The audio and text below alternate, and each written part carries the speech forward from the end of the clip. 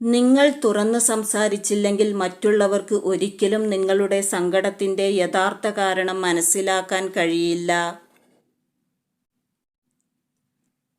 മറ്റുള്ളവരുമായും അവരുടെ കഴിവുകളുമായും നിങ്ങൾ നിങ്ങളെയും നിങ്ങളുടെ കഴിവുകളെയും സ്വയം താരതമ്യം ചെയ്യാതിരിക്കുക.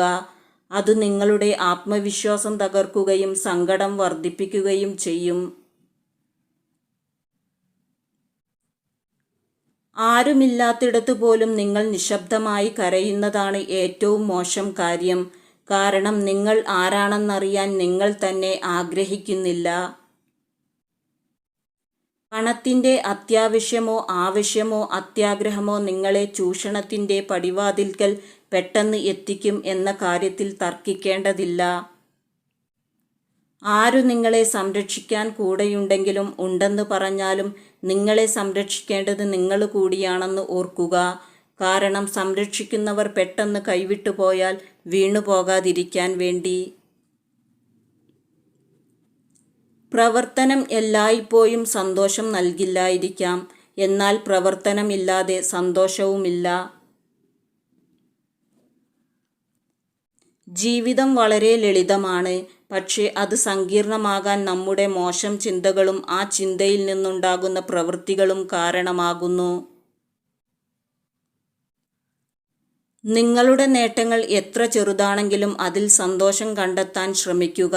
അത് കൂടുതൽ വലിയ നേട്ടങ്ങൾ സ്വന്തമാക്കാനുള്ള പ്രചോദനം നിങ്ങൾക്ക് നൽകും.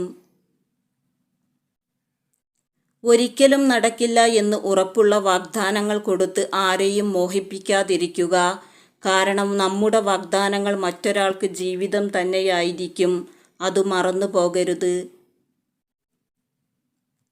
നിങ്ങളുടെ നേട്ടങ്ങളിൽ നിങ്ങൾ അഹങ്കരിക്കാതിരിക്കുക.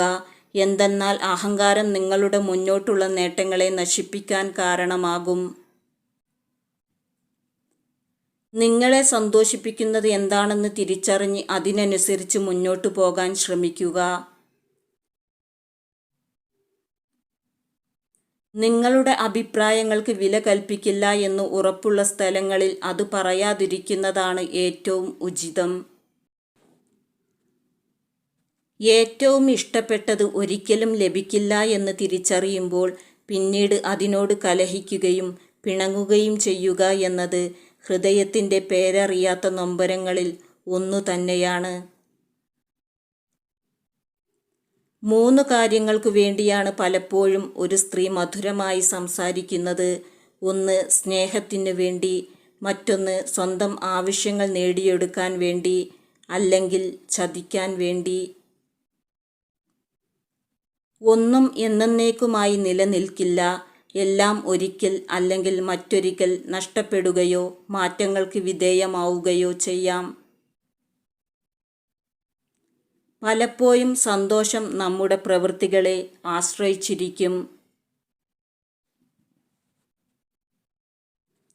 ഓർമ്മകൾക്ക് ഒരിക്കലും മരണമില്ല.